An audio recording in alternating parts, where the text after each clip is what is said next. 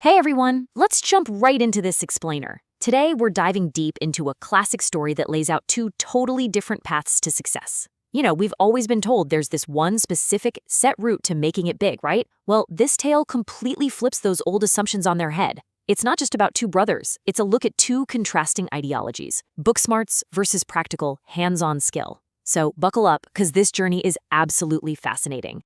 Now, here's a question for you. A degree versus a practical skill. When these two face off in the real world, who actually wins? It's a debate we've literally been having for ages. Does a shiny college degree guarantee success? Or is it all about the raw talent you hone through years of gritty, hard work? Keep that in the back of your mind, because as this story unfolds, the answer might actually shock you. Okay, Chapter 1, A Mother's Tough Decision. The roots of our story are grounded in a small village called Mangalpur. There's a widow named Savita living there with her two sons, Manav and Atul. After her husband passed away, the entire financial burden of the household fell squarely on her shoulders. She poured her whole life into raising these boys. But things got really tough when it was time for higher education. Financially, sending both of them to the city just wasn't an option. Savita's agony is captured perfectly in this one thought. If I don't educate one son, it will be an injustice to him. That's not just a line, it really symbolizes the absolute helplessness so many struggling families face.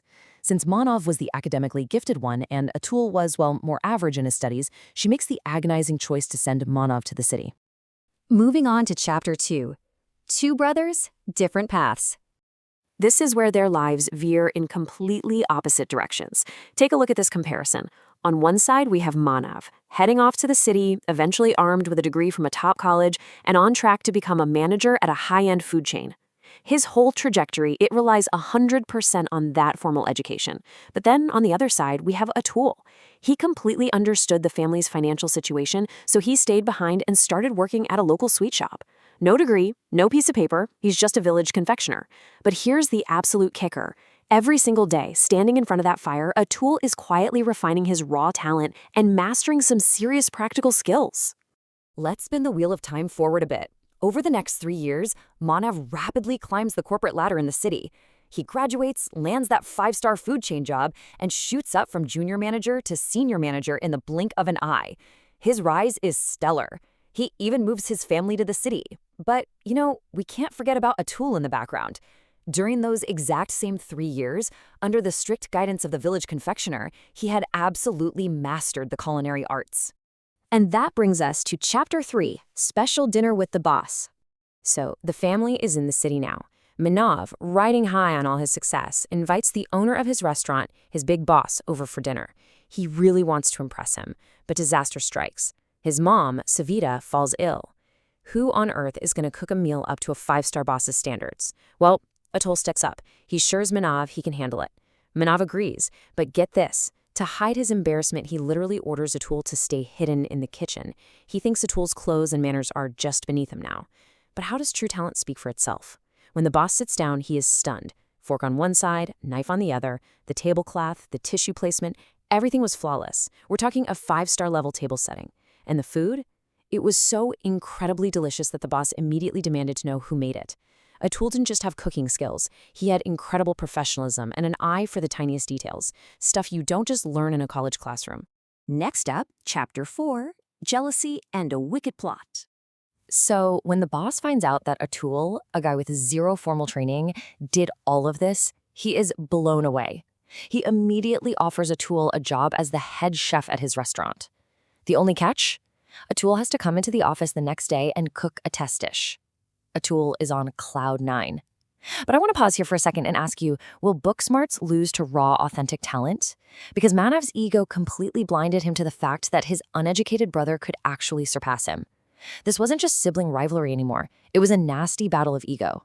Would Manav let his jealousy destroy everything? Let's break down Manav's wicked plot. Step 1, get thoroughly jealous of the job offer. Step 2, secretly bribe a chef at the restaurant.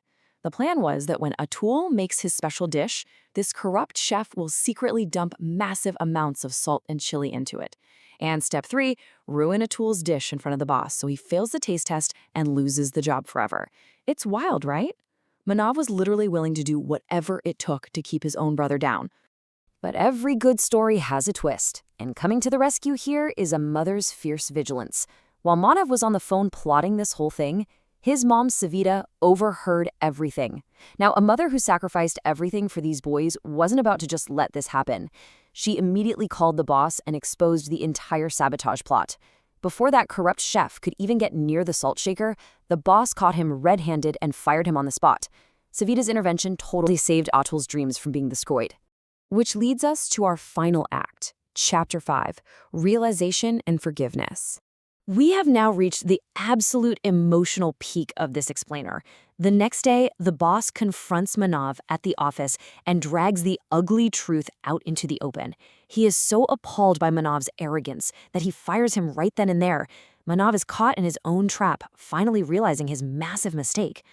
But then, something happens that just shakes you to your core.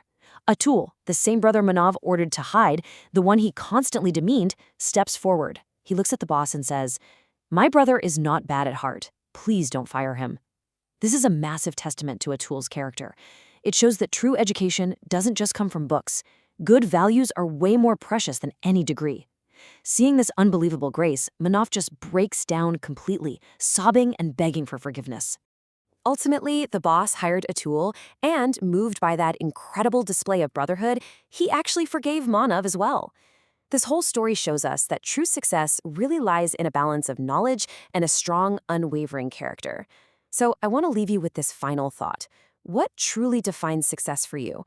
Is it a piece of paper hanging on a wall, or is it the depth of your character and the reality of your skills?